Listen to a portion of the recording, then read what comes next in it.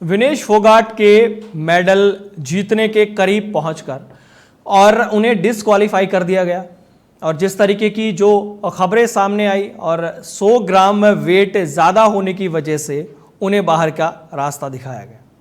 Vinesh Phogat final में पहुंच गई थी और वर्ल्ड नंबर 1 रेसलर को हराकर उन्होंने एक नया कीर्तिमान स्थापित किया था। और जो वर्ल्ड नंबर 1 रेसलर है उनके नाम रिकॉर्ड था, वो हारी नहीं थी अब तक।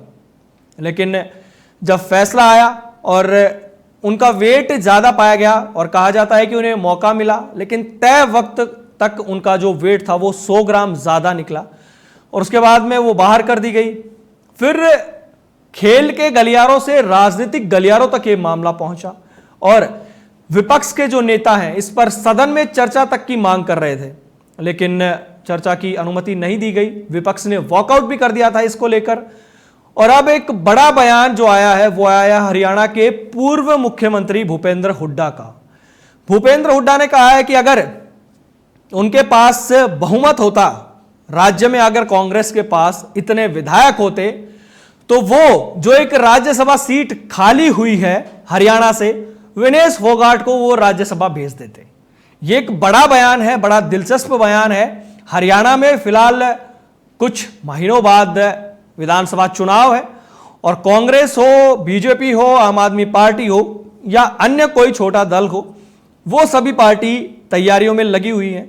और इसी बीच जब ये मामला हुआ है ओलंपिक का, तो भूपेंद्र हुड्डा का विनेश फोगाट को लेकर ये बयान सामने आता है कि अगर उनके पास तय विधायक जितनी बहुमत चाहिए होते हैं कि कांग्रेस किसी को राज्यसभा भेज सके, तो वो विनेश का नाम आगे करते। ये बड़ा बयान आने के बाद जो विनेश फोगाट के जो चाचा हैं महावीर फोगाट, उनका गुस्सा फूटा है। उन्होंने कहा है कि ऐसा कुछ भी बयान देने की जरूरत नहीं है। उन्होंने इसको स्टंट बताया है। उन्होंने बोला कि जब आपकी सरकार थी तब आपने गीता को क्यों नहीं भेजा। ये एक बड़ा कटाक्ष उन्होंने किया है। और महावीर फोगाट जब इनको डिस्क्वालीफाई किया गया था विनेश को, तब भी इन्होंने बयान दिया था कि अगर इनको डिस्क्वालीफाई किया गया है तो क्या वजह रही है, उन वजह को हम देखेंगे।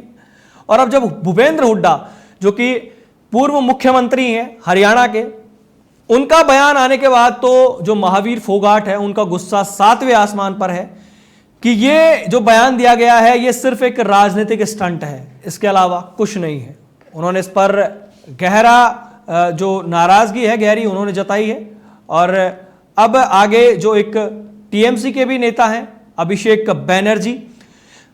बैनर्जी ने भी एक बड़ी मांग रखी है।